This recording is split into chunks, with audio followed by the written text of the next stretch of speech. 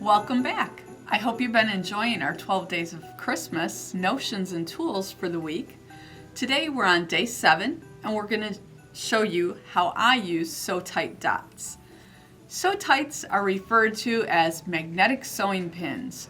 They're designed to be used when you can't or shouldn't use pins. So leather, cork, or really thick layers that you're trying to go through. They work like pins. So all you're going to do is you're going to take your layers, separate your SewTites, and put your layers together. They kind of work like our Wonder Clips, but are magnetic. Now I'm a little leery to use the SewTites Dots next to my computerized sewing machine because our technicians always tell us never to put anything magnetic next to your machine. So I did a little bit of research. The research says don't worry about it because the magnetic force, if your SewTites dots are together, the magnetic force is contained and there's very little residual force. So it won't hurt your machine for the time that you're sewing those seams. But please don't store the SewTites dots on your sewing machine. That would be bad. What I like to use SewTites Dots for is when I'm appliquing, especially hand applique, like needle turn or wool applique. I take my piece of fabric and I'm going to put the smooth magnetic underneath it.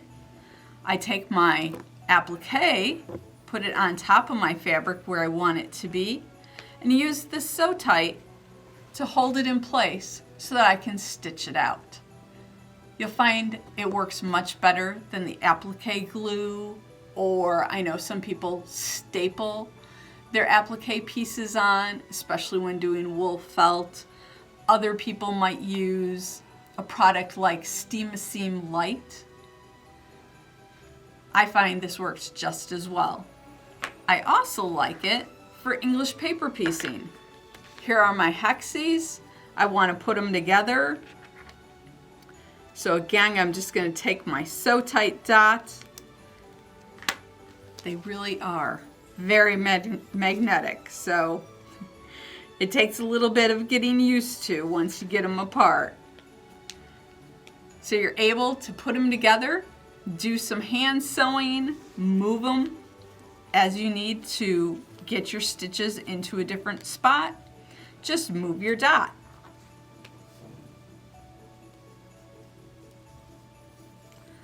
That's how I use my SewTites dots most often. I hope you find them useful as well.